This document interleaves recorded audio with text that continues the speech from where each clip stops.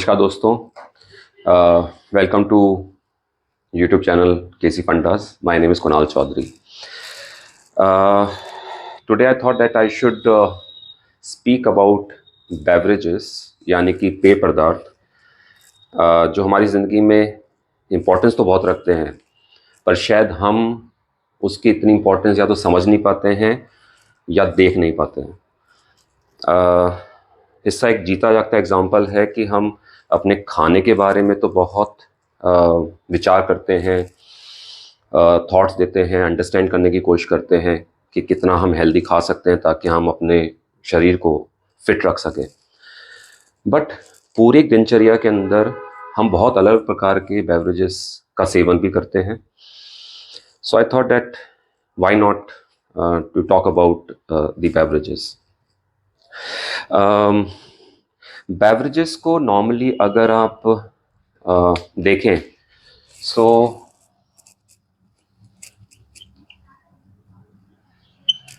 Beverages को हम दो हिस्सों में बांट सकते हैं. एक होते हैं नॉन अल्कोहलिक और दूसरे होते हैं अल्कोहलिक.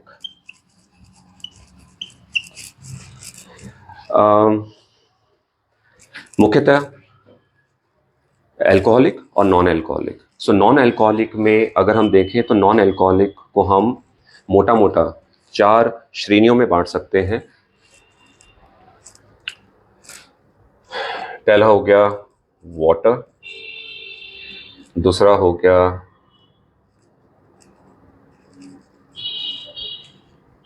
रिफ्रेशिंग ड्रिंक्स,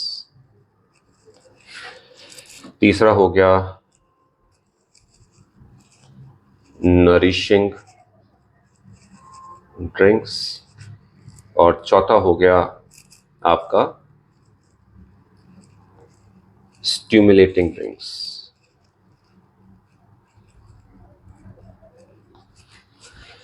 तो अगर हम नॉन अल्कोहलिक की बात करते हैं तो उसको हम 4 श्रेणियों में बांटते हैं, जैसा कि water, refreshing drinks, nourishing drinks and stimulating drinks. Now why water? Water अपने आप में इतना महान है कि हम शायद अपनी कल्पना भी नहीं कर सकते लाइफ बिना पानी के. और आज की तारीख में पानी की क्या वैल्यू है और पानी कितने प्रकार का आता है उसको हम लेटर स्टेज में देखेंगे. कई बार हम मिल्क को भी वाटर के साथ ही मिला लेते हैं, हालांकि milk is comes under this category also and it comes under this category also. बताता हूं मैं कैसे. सो वाटर हो गया. नाउ वाटर हर चीज के अंदर पाया जाता है, बट वाटर का अपना एक खुद का सोर्स है. हमारी बॉडी जो है वो ज़्यादातर वाटर से ही बनी हुई है, इसलिए हम वाटर को एक अलग कैटेगरी में रखते हैं. अगर आप रिफ्रेशिंग ड्रिंक्स की बात करते हैं तो रिफ्रेशिंग ड्रिंक का मतलब ही ये हो जाता है कि कोई भी ऐसी ड्रिंक जिसको आप पी के बहुत फ्रेश या रिफ्रेशिंग फील करते हैं, तरोताजगी वाला आपको एक एहसास आता है, तो उसके अंदर आप फ्रूट जूसेस हो गए,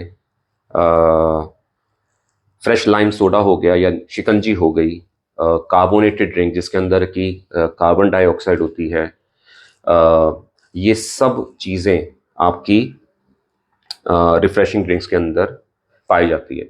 इनफैक्ट कई कार्बोनेटेड ड्रिंक्स जैसे कि आपकी कोला ड्रिंक्स हो गई या आपकी ऑरेंज ड्रिंक्स हो गई, जो कि आपके अलग अलग ब्रांड्स की आपको मार्केट में देखने को मिलते हैं, उनको भी रिफ्रेशिंग कैटेगरी में ही टारगेट किया जाता है. उनकी एडवर्टीजमेंट भी वैसी ही बनाई जाती है. पर देखा जाए तो ये कार्बोनेटेड ड्रिंक्स जो हम पीते हैं ये हमें रिफ्रेश नहीं करते हैं, ये हमें स्टिमुलेंट करते हैं. स्टिमुलेंट मीन्स उसके ऊपर अगर मैं बात करूं इसको छोड़ के सीधे स्टिमुलेटेड ड्रिंक्स वो होती हैं जिससे कि हमारे दिमाग के अंदर एक डोपामाइन रिलीज होता है, एक हैप्पी मूड या स्ट्रेस को जो कम करता है, वैसी ड्रिंक्स उनको स्टिमुलेटिंग ड्रिंक्स कहा जाता है.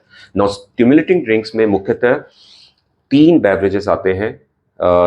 चाय आती है जिसको हम टी कहते हैं, कॉफ़ी, और तीसरा आता है चॉकलेट.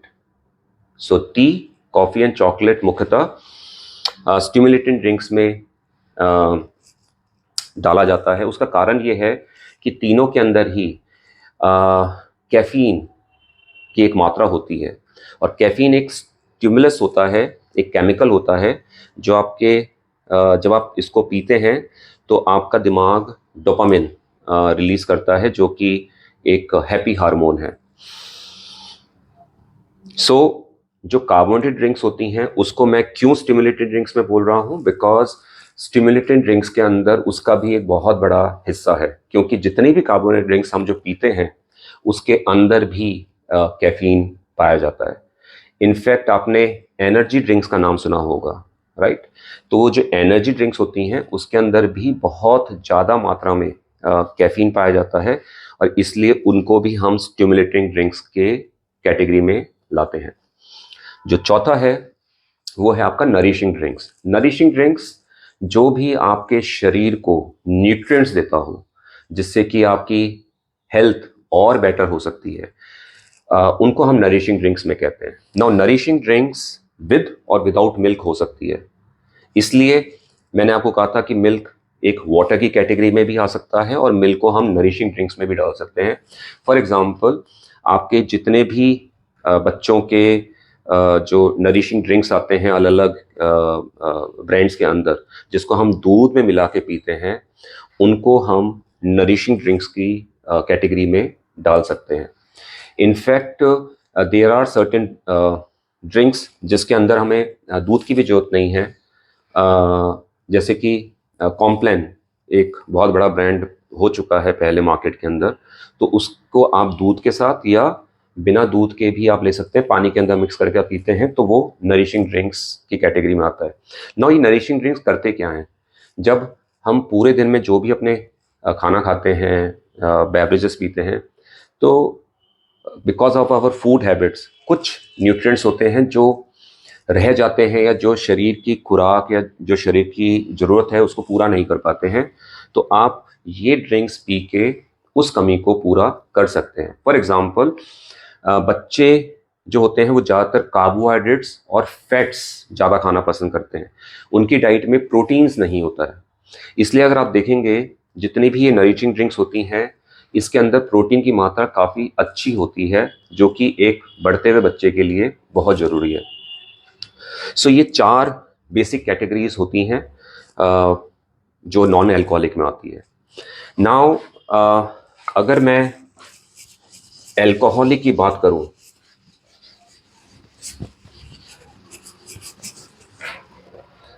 सो एल्कोहलिक की अगेन 2 कैटेगरीज होती हैं। एक होती है फर्मेंटेड ड्रिंक्स और दूसरी होती है आपकी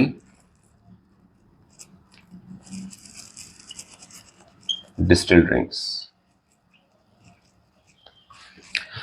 नाउ फर्मेंटेशन का मतलब होता है कि किसी भी चीज़ को सड़ा देना, उसको सड़ा देते हैं और उससे जो भी पदार्थ आपको मिलता है उसको हम फर्मेंटेड ड्रिंक्स कहते हैं। फर्मेंटेशन बहुत अलग अलग चीज़ों में भी होता है, अचार में होता है, आप जब भटूरे खाते हैं भटूरे के अंदर जो यीस्ट डालते हैं, तो यीस्ट उस डो को, वो जो आपका मैदा होता है उसको फुला देता है। वो कैसे फुलाता है? क्योंकि वो उसके अंदर की जो चीनी होती है वो चीनी खाता है और एक by product carbon dioxide release करता है, जिसके कारण वो जो डो है वो हल्का हो जाता है, उसके अंदर एयर पॉकेट्स बन जाती हैं और उसको फिर हम यूज़ करते हैं भटूरे बनाने में।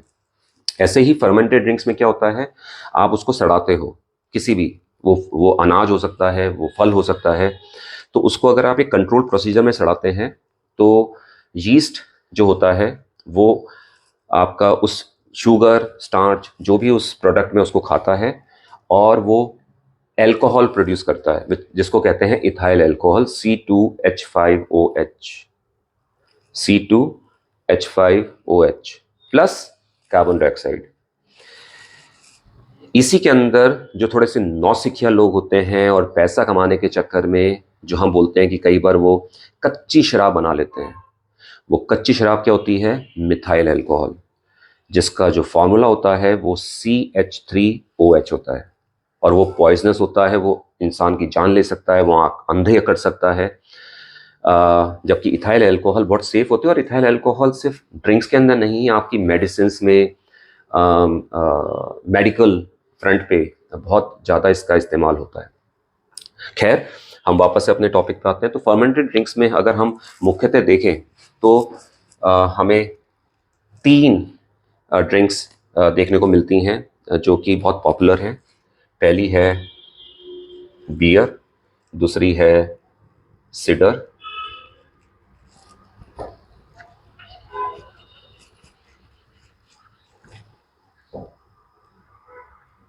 और तीसरी है वाइन।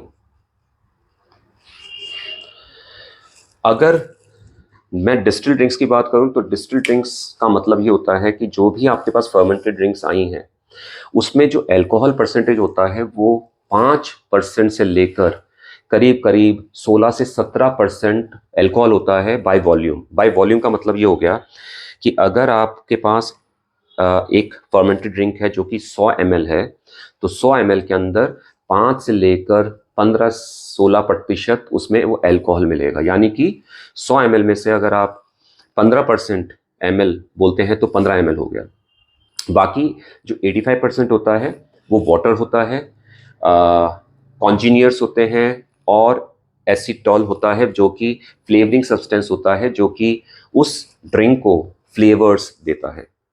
तो ये बहुत हल्की ड्रिंक्स मानी जाती हैं, इसलिए आपने देखा होगा कि इन सब को बॉटल से निकाल के आप सीधा पी सकते हैं। इसको डाइल्यूट करने की जरूरत नहीं होती, इसको यानी कि ज़्यादा फर्दर डाइल्यूट करने की जरूरत नहीं होती, इसमें आपको पानी सोडा मिलाने की जरूरत नहीं होती, क्योंकि वो ऑटोमेटिकली उसमें करीब करीब 85% वाटर है। फॉर एग्जाम्पल बियर है, बियर जो लागर बियर आती है वो तो सिर्फ 5% अल्कोहल होता है, यानी कि 95% उसके अंदर पानी या दूसरी चीज़ें मिली हुई है।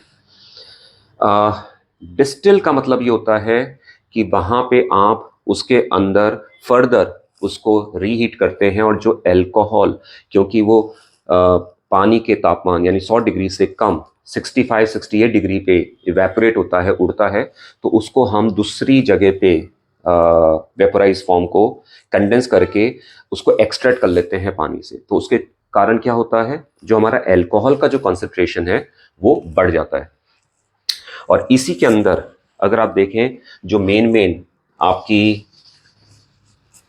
ड्रिंक्स आती हैं जो डिस्टिल में आती हैं, वो मुख्यतः 6 हैं। पहला है whisky, second is rum, third is gin, fourth is vodka, पांचवा है टकीला, एंड जो सिक्स्थ है वो आपकी फोर्टिफाइड में आती हैं,